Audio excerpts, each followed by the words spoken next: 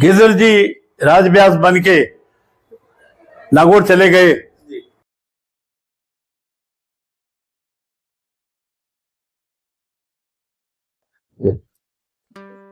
मेरा नाम विजय व्यास है, विजय व्यास सन ऑफ तेज प्रकाश व्यास।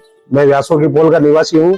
आज आपको परिचय कराते हैं पुराने इतिहास जो गिरधर जी के बारे में बताया जाएगा।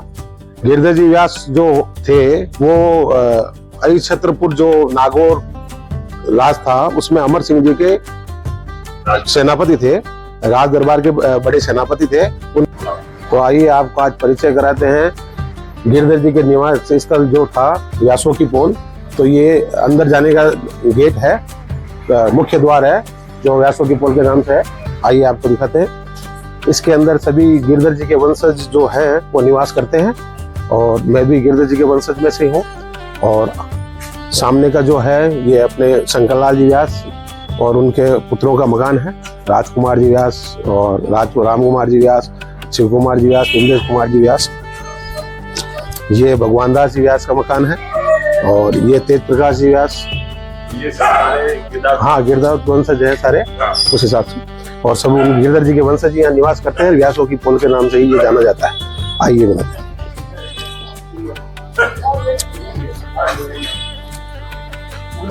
ये व्यासों की पोल के अंदर गणेश जी का मंदिर है जिसमें लक्ष्मी जी की प्रतिमा है और पत्थर के अंदर, और गजानन जी दो अलग अलग हैं उसमें, और पत्थर में उसकी नक्काशी की हुई है गजानन जी की।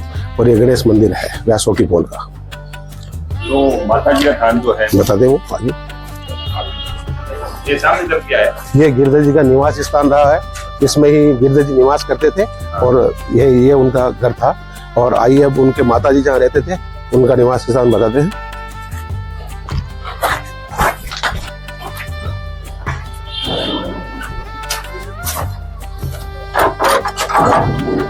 आइए सर।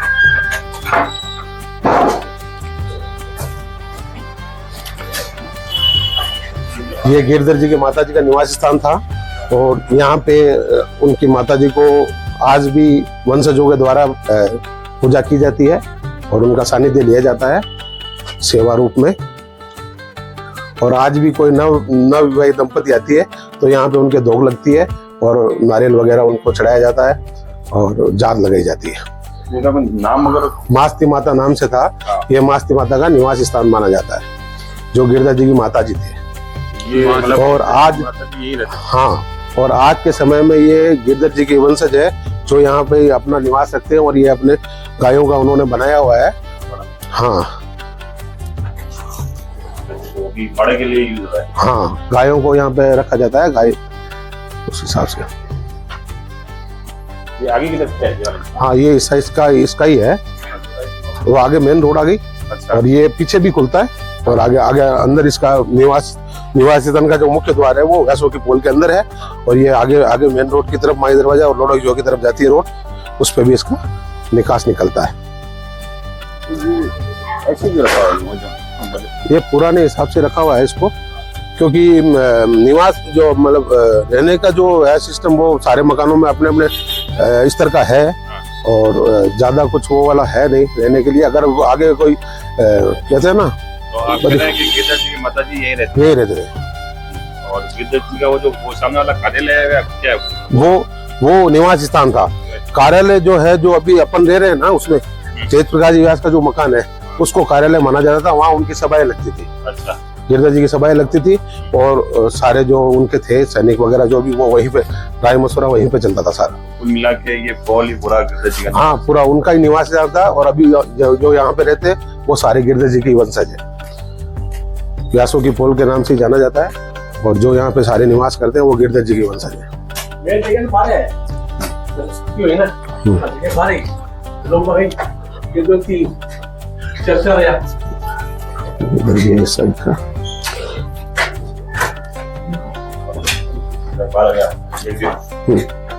ये इनका हाँ निवास स्थान का है ये। तो इसके अंदर है कुछ एंट्री कुछ? हाँ, एंट्री का तो उधर से करना पड़ेगा।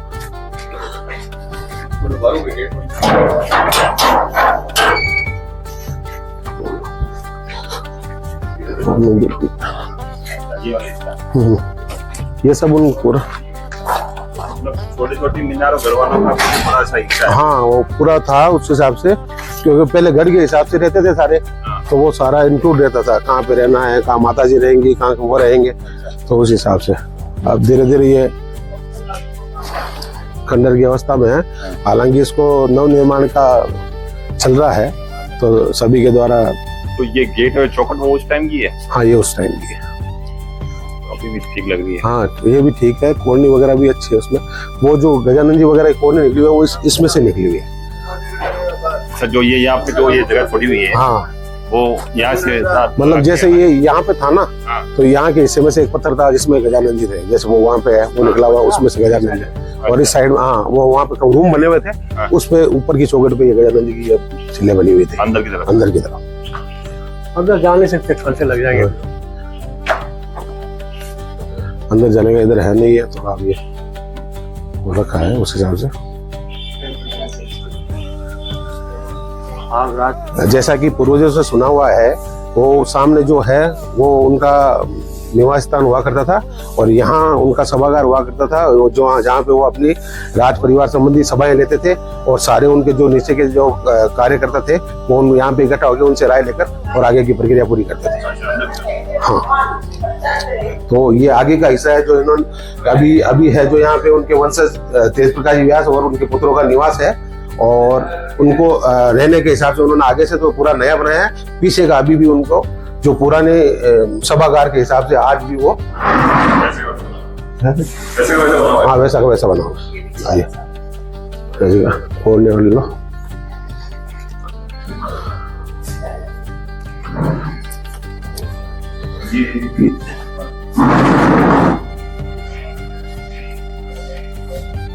ये घर का पूजा घर है। इसमें आज भी जब घर निवास बनाने के हिसाब से जब तेज प्रकाश जी ने खुदाई की थी, तो सालग्राम जी की प्रतिमा जो ये है वो यहीं से निकली थी।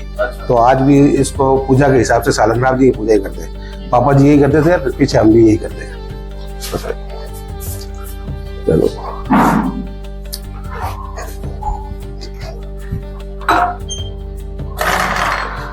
एक ये ले लीजिए सर, इसकी ले लीजिए। ये पुरानी कलाकृति की एक प्रतिमा है जो इसी में बारी के रूप में लगी हुई थी पुराने मकान में। तो इसको वापस थोड़ा कलर वगैरह करा के यहाँ पे लगाया हुआ है। इसमें ये जो कलाकृति है, इसमें लक्ष्मी जी वगैरह की जो कलाकृति है वो दर्शाई गई है। ये पहले से ही था? हाँ ये पहले आगे था, जब वापस बनाया उसको आगे का रिनोवेट करा के तो इसको यहाँ पे शिफ्ट कर दिया। ये थोड़ा खम्बा और का भले ले लो, कोने और खा जाएगा। ये पीछे का हिस्सा है जो सभा के हिसाब से आज भी कायम रखा गया है। सभा जब यहाँ पे सभाएं लगती थी तो तेज प्रकाश जी ने जब भी इसको नया बनाया तो इस पीछे के हिस्से को उसको उस हिसाब से हाँ कायम रखा। बस थोड़ा सा उसको हाँ ये पूरे हिस्से हाँ तेज प्रकाश जी बस।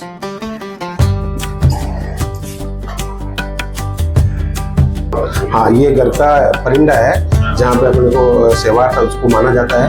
तो यहाँ पे अपने माता जी का नाड़ा बनाया हुआ है आस्था से, और ये गिरधर जी का यहाँ पर तस्वीर लगा के उसकी पूजा की जाती है। ये गोवर्धन जी व्यास है, तेज प्रकाश जी व्यास के पिताजी, और तेज प्रकाश जी इनके लड़के थे, और ये भी गिरधर जी के वंशज हैं। ये यहाँ पे अपने सेवा है जिसमें नाड़ा जी है, जो गिरधर जी के नाड़ा जी के हिसाब से इसको अपन करते हैं। और कोई नव दंपति वगैरह शादी करना चाहते हैं तो यहाँ पे दोग लगाने आते हैं और उसको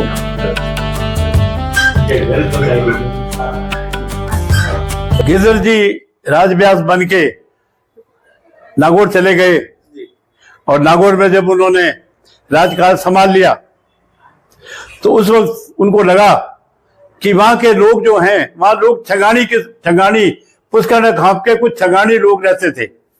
बाकी जो दूसरे लोग थे वो ब्राह्मण थे नहीं, पढ़े लिखे थे नहीं, राजकाज के काम के वो थे नहीं।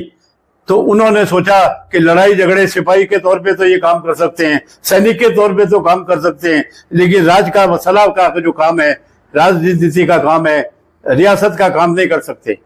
तो रियासत के काम करने वाले अनुभवी लोग जोधपुर में हैं, तो उन्होंने अपनी खाप के अपने संबंधी, खाप का मतलब है अपने रिश्तेदार, अपने संबंधी, अपने परिचित और जिनके संपर्क में आए थे, उन सब लोगों को जो योग्य थे उनको नागौर बुलाया और अलग अलग पदों पर उनको बिठा दिया। किसी को जज बनाया, किसी को हाकिम बनाया, किसी को कुछ ही काम में लगाया, किसी को जैसा जैसा योग्यता थी उनको वैसे ही काम में लगा दिया। तो जोधपुर से बहुत सारे लोग गए और नागौर में जाके राजकाज में लग गए। तो गिरधर जी के बहुत सारे लोग वह राजकाज में गिरधर जी की मदद करने के लिए गए और नागौर में जाके बस गए और एक तरह से नागौर में बस गए, राजकाज का संभाल लिया और काम करने लगे। उन दिनों क्या हुआ कि बादशाह के कामकाज की वजह से अमर सिंह को ज्यादातर आगरे में रहना पड़ता था। तो अब सारा काम गिरधर जी के भरोसे था, राजव्यास के भरोसे था। तो राजव्यास अकेले कैसे काम करते, उनको काम करने के लिए भरोसे के आदमी चाहिए थे। तो भरोसे के आदमी उनको जोधपुर में मिले, तो भरोसे के आदमी जोधपुर वाले बुला लिए उन्होंने और बुला के काम पे लगा दिए। अब जब जोधपुर के ज्यादा आदमी काम में लग गए तो वहां के स्थानीय लोग जो थे उनको ईर्ष्या हो गई कि हमारे रहते जोधपुर के आदमी आ गए और हमारे नागौर में बड़े बड़े ओहदों पर बैठ गए। तो ईर्ष्यालु लोगों ने एक गुट बनाया और बनाकर एक आंदोलन छेड़ा कि जोधपुर वालों के खिलाफ अमर सिंह के कान भरो।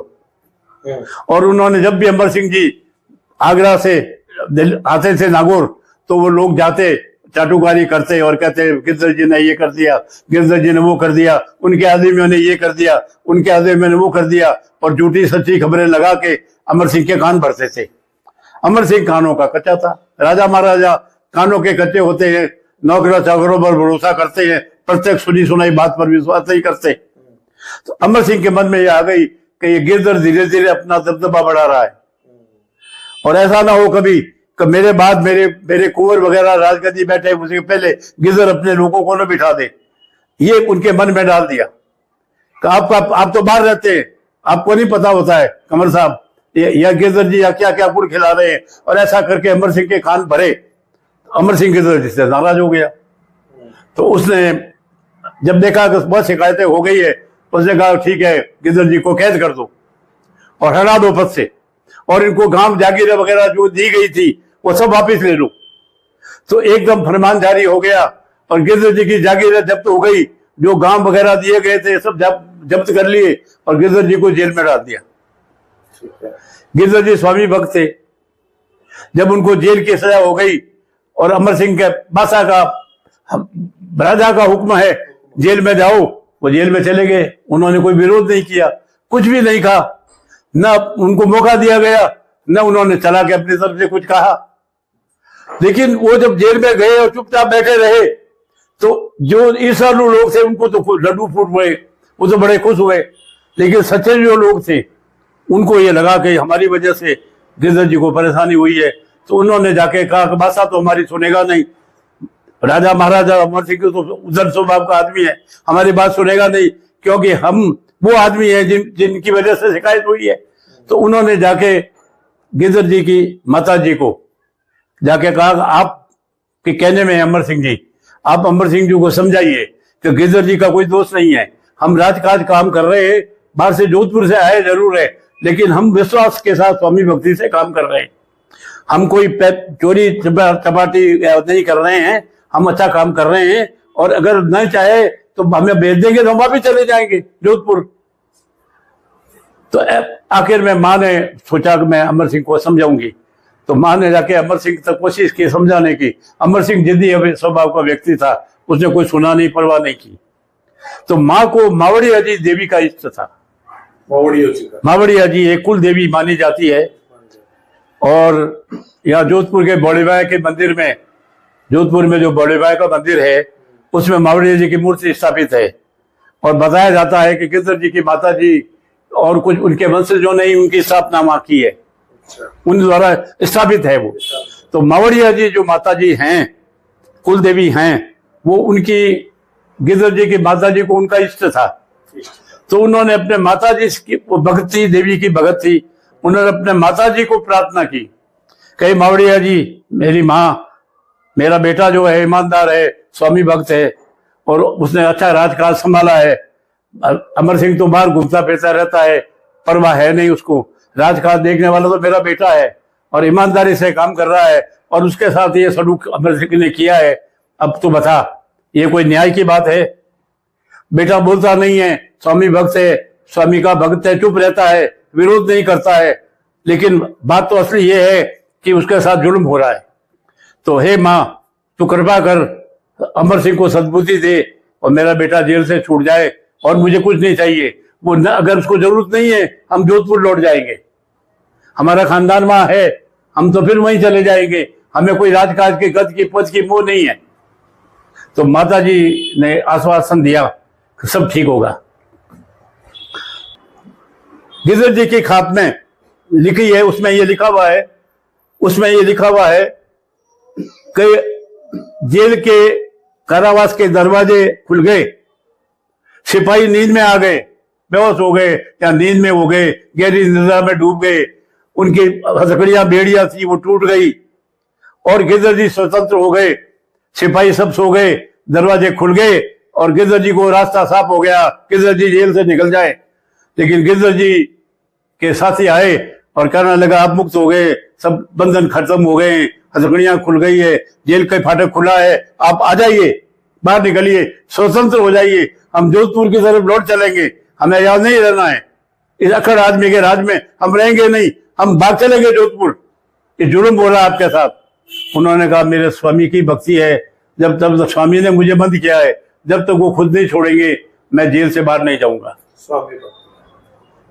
मैं स्वामी के कहे से आया हूं, स्वामी के कहने से जाऊंगा, मैं तुम्हारे कहने से ना आया हूं, न तुम्हारे कहने से जाऊंगा। मेरी भले माँ ने कुछ भी किया हो, मैं नहीं जाऊंगा, मैं जेल में बैठा रहूंगा। और वो जेल में बैठ गए और आदमियों को कहा तुम जाओ, अगर तुमको किसी ने देख लिया तुम मुसीबत में पड़ जाओगे। और बेचारे सारे आदमी जो उनकी मदद के लिए आए थे, उनको भगाने के लिए आए थे, वो दौड़ के तब चले गए अपनी जान बचा के, और गिरधर जी दोबारा जेल में बैठे रहे। थोड़ी देर बाद वो सिपाही जागे, उन्होंने कहा बेड़ियां खुल गई, क्या हुआ?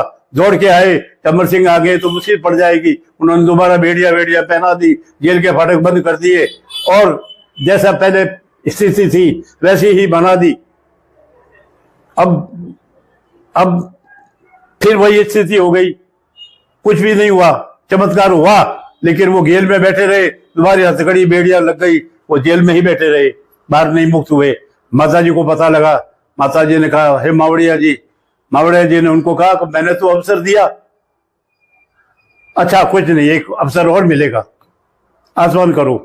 उन्होंने गिरधर जी के माता जी को, मावड़िया जी ने आश्वस्त किया कि आज कुछ न कुछ हो जाएगा।